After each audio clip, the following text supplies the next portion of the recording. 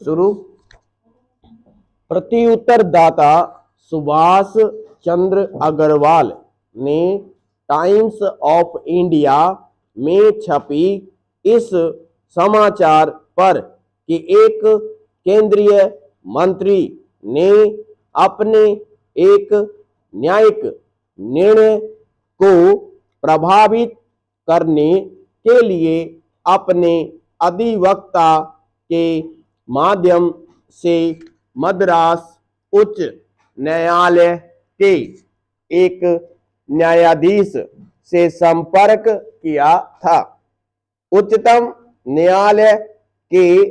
CPIO से संबंधित सूचना प्राप्त करने के लिए दिनांक 6/7/2009 को एक आवेदन किया, जिसे अस्वीकार कर दिया गया। पुनः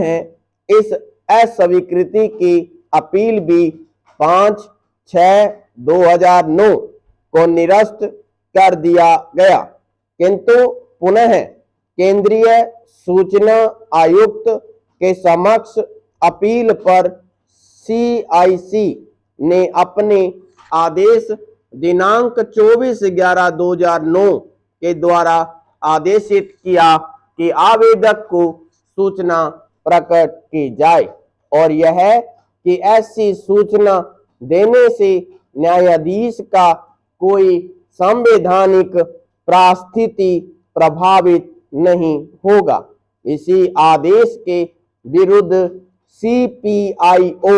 ने उच्चतम न्यायालय में अपील प्रस्तुत किया। पैरा सिविल अपील संख्या 10,044 वर्ष 2010 के अंतर्गत मामला यह था कि प्रत्युत्तरदाता सुभाष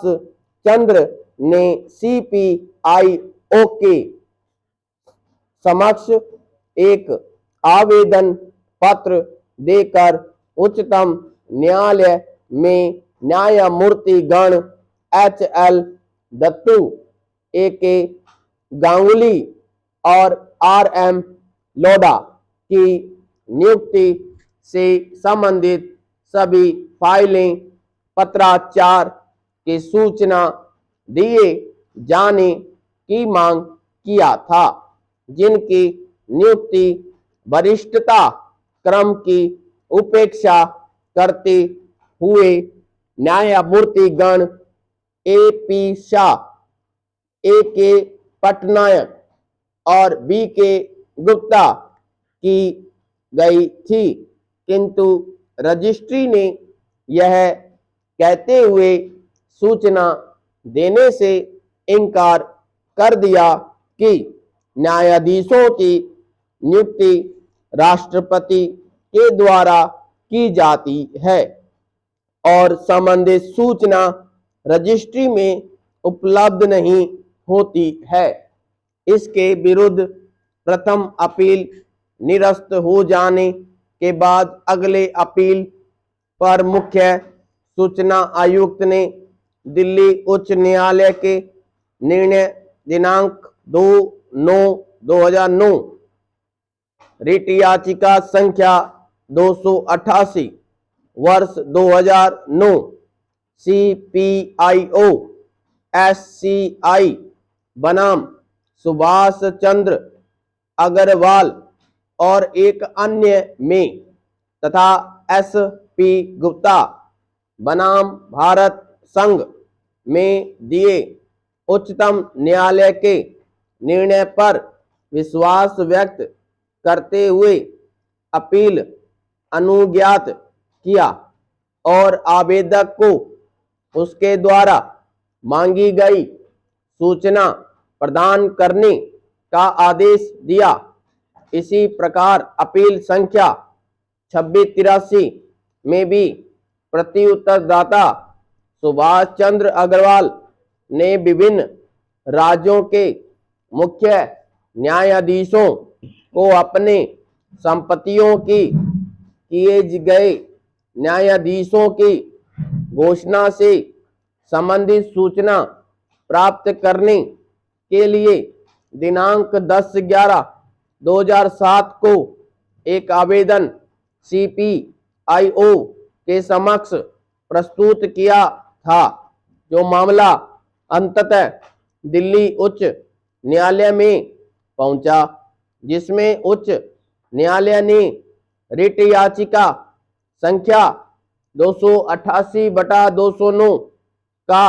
निस्तारण करते हुए आदेश दिनांक 2/9/2009 के द्वारा मुख्य न्यायाधीश को लोक प्राधिकारी मानते हुए कुछ सीमाओं के अधीन आवेदक को सूचना प्रदान करने का निर्देश दिया। अंततः इस आदेश की समीक्षा उच्च न्यायालय के पूर्णपीठ को करनी पड़ी, जिसने सूचना के अधिकार अधिनियम 2005 के विभिन्न धाराओं की समीक्षा करते हुए तथा एकल न्यायाधीश के निर्णय की पुष्टि करते हुए प्रति उत्तरदाता के पक्ष में निर्णय दिया। अतः उपयुक्त मामले के साथ इस निर्णय के विरुद्ध भी उच्चतम न्यायालय में अपील प्रस्तुत किया गया। पैराचिन्ह उपयुक्त तीनों अपीलों को समेकित करते हुए उच्चतम न्यायालय की एक खंडपीठ ने निम्नलिखित प्रश्न विरचित कर उसे संविधान पीठ के द्वारा विनिश्चित किए जाने हेतु निर्देशित किया, जिस पर इस संविधान पीठ ने निर्णय दिया है। क्या न्यायपालिका की स्वतंत्रता का सिद्धांत चाही गई सूचना को सार्वजनिक किए जाने से प्रतिबंधित किए जाने की आवश्यकता है और ऐसा किया जाना समय की मांग है? क्या चाही गई सूचना न्यायपालिका के कार्यप्रणाली में हस्तक्षेप को आशायित करता है? पैरा क्या चाही गई सूचना को सभी संवैधानिक अंगों के द्वारा एक ईमानदार राय के स्वतंत्र और सच्चा राय को सुनिश्चित करने तथा विनिश्चयों की विश्वसनीयता में किसी नाश से बचाने के लिए जो प्रभावी सलाह लिए जाने के लिए तथा सही निर्णय लिए जाने के लिए अनिवार्य भी है, प्रदान नहीं किया जा सकता। समाप्त।